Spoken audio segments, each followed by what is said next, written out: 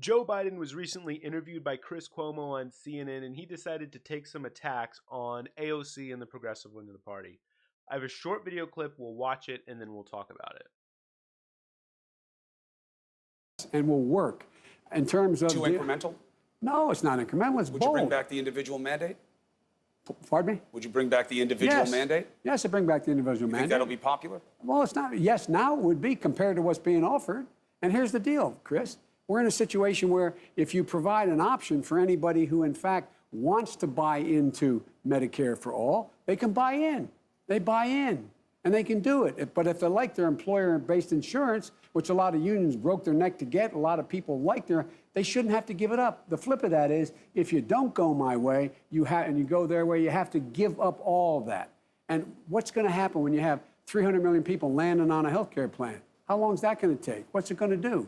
And in the meantime, a lot of people are going to be in trouble. In terms of the economy, Chris, I've been proposing for a long time. Look, I know I'm middle-class Joe. I get that part. It's not meant I'm sophisticated. It meant the middle class built this country. You didn't have Wall Street build this country. And how'd they do it? You gave people a How do you convince the party that these more advanced ideas, like all in on Medicare for all, that matter to them? Advanced. But they're popular in the party. Well, by the way, watch. That's what this election is about. I'm happy to debate that issue and all those issues with my friends, because guess what? Again, look who won the races. Look who won last time out. We had, and by the way, I think Ocasio-Cortez is a brilliant, bright woman, but she won a primary. In the general election fights, who won? Mainstream Democrats who are very progressive on social issues and very strong on education, health care. Look, my North Star is the middle class. When the middle class does well, Okay, that's enough of that. Okay, look.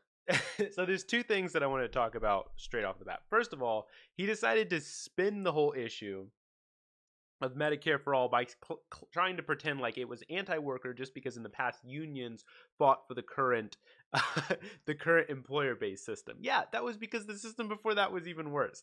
Look, right now we have an opportunity to make the system even better than the current system, even better than the Obamacare system, which was an improvement on the system before it. So we have an opportunity to actually get to where all the other industrialized countries of the world already are, where Canada is, where France is, where the United Kingdom is, et cetera, et cetera. Now, of course, there's differences in the details of the system, but we have the opportunity to finally cover everyone as a right and to not refuse coverage to anyone and just make it a single payer system. Now, the second thing that Joe Biden does here is he decides to mislead us by trying to pretend as if we're Medicare for all single payer is just going to abolish all private insurance. This is actually wrong. And that same kind of misleading framing was done in the first presidential debate in both nights, where they asked you'll remember they asked the candidates, hey, raise your hand if you support abolishing private insurance. And in both debates, two people did. It was in the first night, Elizabeth Warren and Bill de Blasio. And in the second night, it was Kamala Harris and Bernie Sanders. And of course, Kamala Harris turned around and walked it back the very next day, which is exactly what she did the time before when she claimed that she supported abolishing private insurance, saying that she misunderstood the question so clearly. I mean, I personally, I can't trust her to actually fight for Medicare for all, because each time she said that she supports abolishing private insurance, she's walked it back the next day saying that she misunderstood the question. I mean, you can't blame me for being a little bit suspicious of that, right?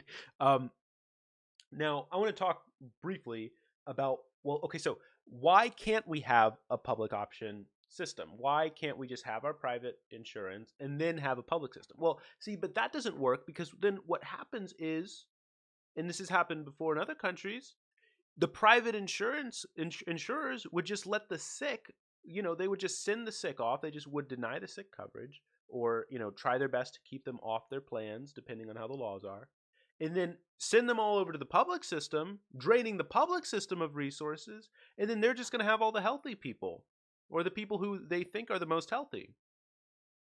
So what does that mean? A public option system is not a public option. It's not a kind of freedom. Public option system is a rich opt-out system. And so, look, the whole reason why a Medicare for all single-payer system brings down the cost, because you'll remember we have the most expensive healthcare system in the world. The reason why it brings down cost is because it allows everybody to get into one system, and we're not so worried about profit. I mean, it's not as bad anymore because there were some protections under Obamacare, but you'll remember before Obamacare, some insurance companies had overhead cost of in excess of 50%. Some of them, not all of them, were up to 80%. So they're spending 80%, even just 50% of their care, of their expenses on like paying paying these people to work there, to run this stuff, and then only a very small amount of it actually providing care, and a lot of it on marketing. If you do, you have a single payer system run through the government, you can run the system a lot more efficiently. Now, the second point is a moral point to that argument, which is to say that you can't have a public option system, so this is a moral argument. You can't have a public option system in a democratic society, because what that means is that then the rich people are allowed to vote on the public system, which they are able to turn around and opt out of. So they can just, essentially offload to the poor. The public system is just offloaded to the poor or the poorer people in society. And then the rich people can vote to defund the public system because they know, hey, you know what, I'm safe because I have my own private insurance system. You can't do that. So the only way to make it fair in a democratic society is actually to just put everybody on the same plan, so that then the rich have an incentive to make sure that the public system is a really damn good system.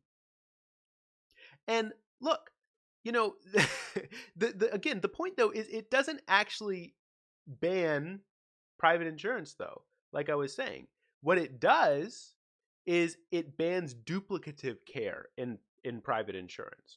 So there is still private insurance. It's just that if it's covered in the Medicare system, you can't go out and get private insurance for that same thing. So, and to be fair, there's a little bit of gray area here, right? Like, what do we cover? Some people will swear by acupuncture or swear by the chiropractor, but there isn't a whole lot of scientific evidence to back up either of those. I don't know if you call them procedures or routines, what have you. And so, you would have things written into law about the kinds of, certainty or, agreement, et cetera, on the sorts of things that are going to be covered. But certainly it's going to be a whole lot better than what we have. And the next thing I want to point out here is the criticism is always wait lines, right? If we put everybody on one system, there's going to be wait lines and wait lines. But as if we don't have wait lines right now. We have wait lines right now, but you want to know what that wait line is? The wait line is the poor die. The wait line is the rich go to the front of the line and the poor keep waiting. Like I said, it is a rich opt-out system. I mean, we have a rich opt-out system right now, but I'm just saying that public option is just a continuation of the rich opt-out system. We have wait lines right now.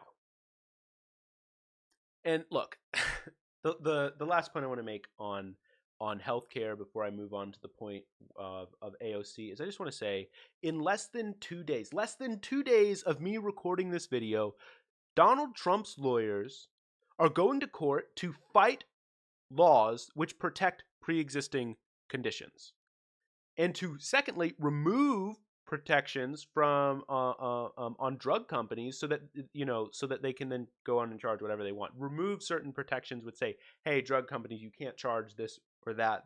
You have to be within a kind of reason. And Donald Trump's lawyers are going to fight that. And it's like we wonder why we have the most expensive healthcare system in the world. Because we just let corporate profits run amok. So, yeah, I think we do need to fight. We need to Bernie Sanders is right when he says that we need to turn around and fight the insurance companies. We need to fight the healthcare, the drug company lobby. We need to fight the pharmaceutical companies because their interests are against our interests. Their interest is for profit, to make money. And in this case, making money is at the expense of our well-being. They profit when we're sick. They make money because people get sick. Like, that is a perverse incentive structure to begin with. So we need to be careful about that. So look, I mean, that's that's what I want to say on healthcare. Now, moving to the point on where he's criticizing AOC and the progressive wing of the party, he says, well, oh, it's just a primary. No, it wasn't just a primary.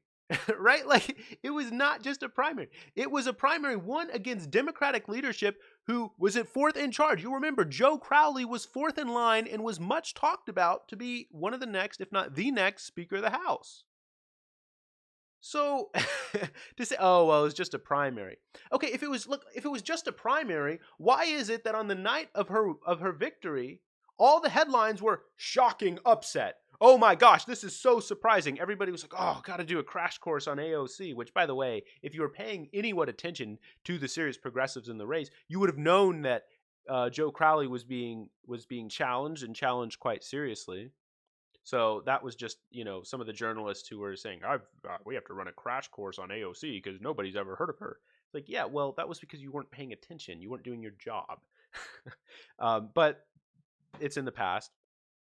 And by the way, the other point I want to make here is one of the criticisms or one of the flip-flops that they always try to do, these establishment centrist Democrats, when you hit them on the point of, hey, look, AOC won, isn't the party going in this direction? They say, well, look, they'll just turn around and throw Joe Crowley under the bus, and they'll say, well, look, Joe Crowley lost touch with his voters.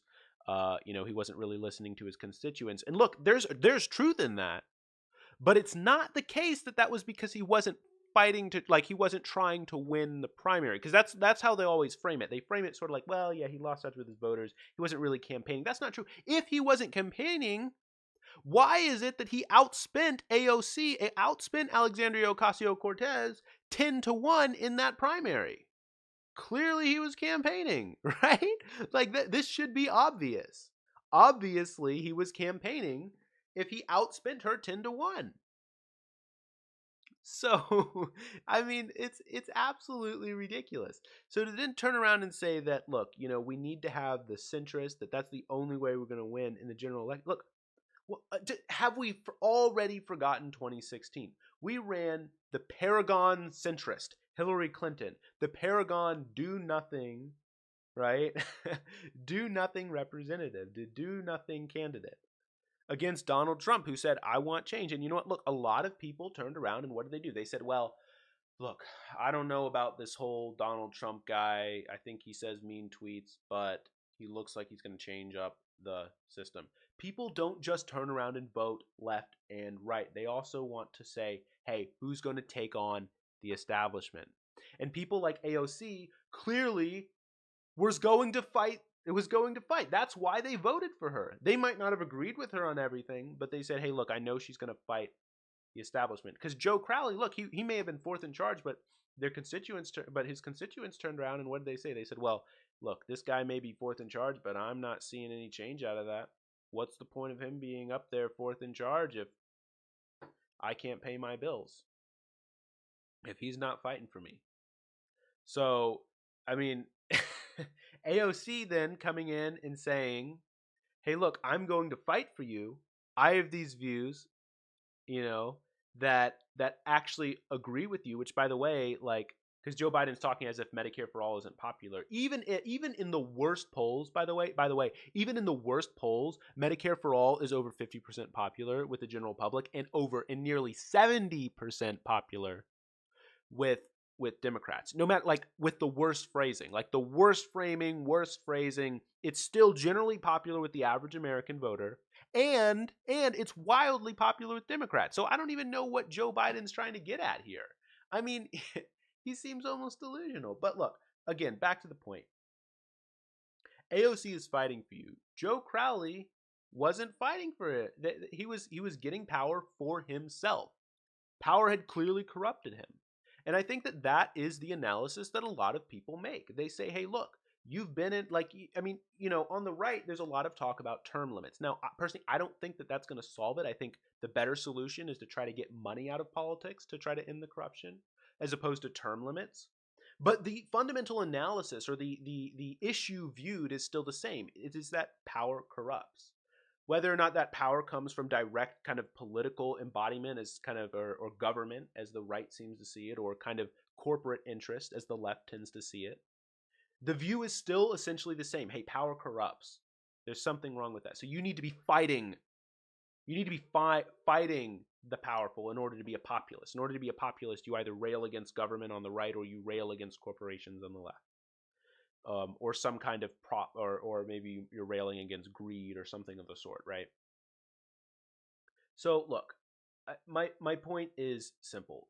AOC and the progressive wing of the party is the party fighting for us, and voters see that. I could go through because he makes the point of look at 2018 and all the losses. That's not true at all. Remember, who is it? Was it Heidi Heitkamp? And basically all of the red states, Democrats turned around and they just lost. I mean, we lost seats in the Senate, even though Donald Trump was wildly unpopular. To be fair, it was an extremely difficult map for Democrats, and it certainly could have been a lot worse. But look, it's not like these centrists are doing a whole lot better. We lost with Hillary Clinton. We lost seats in the Senate. But in the House seats, a lot of the progressives who fought actually did turn around. They actually did win. And when they didn't, it was because they were massively outspent. So Joe Biden is absolutely spouting nonsense, and I've had enough of it, and I hope you have too.